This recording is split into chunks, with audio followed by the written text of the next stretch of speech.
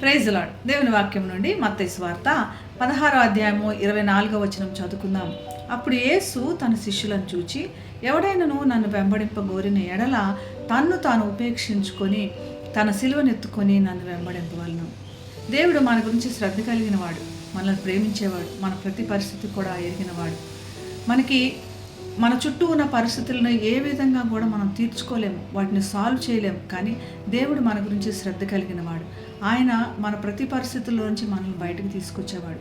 ఈ విషయాన్ని మనం గ్రహించుకోలేక ఆయన మన కోసం ఉంచిన నిర్ణయాన్ని లేదా లక్ష్యాన్ని అసలు దాన్ని పట్టించుకోవటమే లేదు. దేవుడు మన సమస్యల గురించి చూసుకుంటాడు.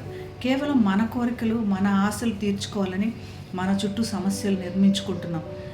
దానివల్ల ఈ సమస్యల్లోంచి బయటకు రావట్లేదు. దేవుడు మన కోసం నిర్ణయించిన లక్ష్యాన్ని అసలు దాన్ని గ్రహించటమే లేదు. దేవుడు ఒక పిలుపు అందిస్తున్నాడు, మీలో ఎవరైనా నన్ను వెంబడించకోరని ఎడల అని.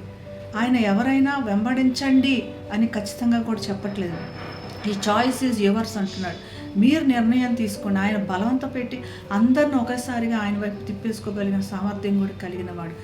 కానీ మనల్ని ప్రేమించడం బట్టి మనకు ఆ నిర్ణయం ఇస్తున్నాడు. మీరు నిర్ణయించుకోనండి, తను తాను ఉపేక్షించుకోనండి అంటున్నాడు అనమాట.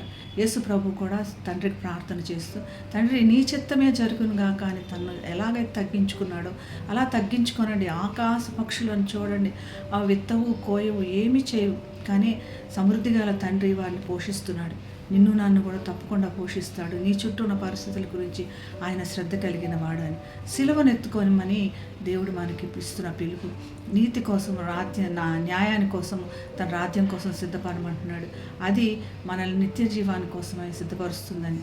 నన్ను వెంబడించండి, స్వపరీక్ష చేసుకోనండి, పశ్చాత్తాపడండి, పరిశుద్ధాత్మలో ఎదగండి, మరి ముందుకు సాగండి అని దేవుడు మనకు అందిస్తున్న పిలుపు. ఈరోజు మనం నిర్ణయం తీసుకుందాం. ఆయన మరి ఒకసారి పిలుపుని అందిస్తున్నాడు. నీ చుట్టూ ఉన్న పరిస్థితులు నువ్వు ఎంత మాత్రం కూడా తీసివేసుకోలేవు. కేవలం దేవుడే నీకు సహాయం చేయాలి. దేవుని వైపు తిరుగుదాం. ఆయన వెంబడించడానికి ప్రయత్నం చేద్దాం. అటువంటి కృప దేవుడు మనందరికీ దయచేయనుగాక. ప్రార్థన చేసుకుందాం. మహాగణుడా యేసయ్య తండ్రి, నిన్ను వెంబడించడానికి మేము ఆశపడుతున్నాం తండ్రి. మా చేయి పట్టుకొని మమ్మల్ని నడిపించండి. నీ చిత్తమే జరుగునుగాక ప్రభా.